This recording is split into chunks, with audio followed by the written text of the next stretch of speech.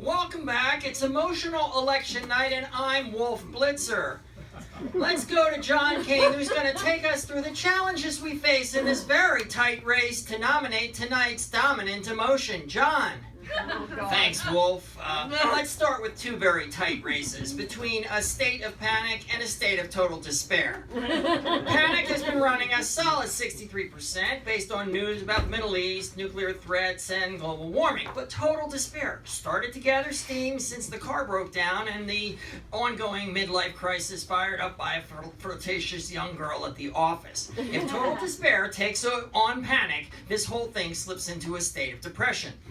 We also need to take a look at the negative raw emotions, fear, anger, and sadness. Now, these emotions have remained in check, but murderous rage has been dormant for quite a while.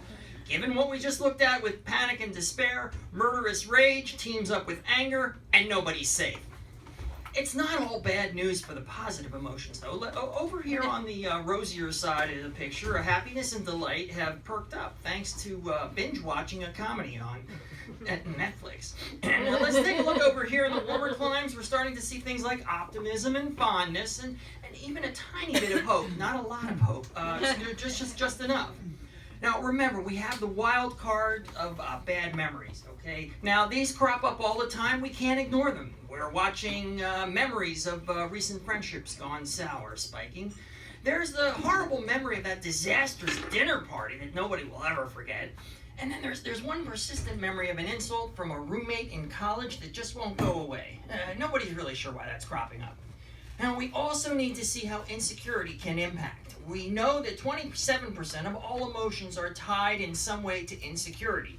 If insecurity is able to sway emotions like uncertainty, doubt, and confusion, that represents over 1/3 of that 27%. But in order for that scenario to run its course, insecurity has to team up with boredom, loneliness, regret, and anticipation. Now, the emotions of contentment and satisfaction pretty much have those emotions sewn up. So insecurity, we're going to just count out.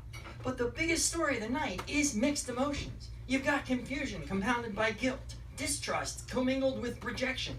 No one's placing any bets on how this will turn out. And this is what's so unpredictable, but also exciting about this whole race. You never know where it's going to go. Just when things start to look like they're coming into focus, something changes the whole picture.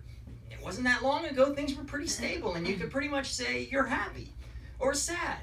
But these days, everything's up for grabs. 1 minute it's elation or indifference, then it's arousal or alarm. There's a form of mania all over the map. Now, this sort of seesawing can really wreak havoc with the psyche. The eyes are set to close by 11 p.m. tonight. So when all the emotions are tallied and analyzed, we'll see a clear winner. But some analysts are saying that might not be it. If we can't determine a clear winner, then the eyes won't close, and we could be in for a very, very long night.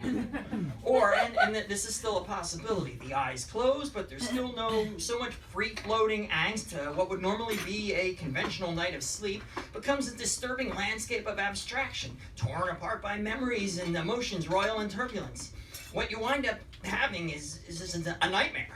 A nightmare of troubling tableau, being lost in a city you've never been to, or being chased in the woods, unable to run, or some strange and terrifying ruler takes over the world. Something crazy and surreal happening, like Donald Trump becoming president.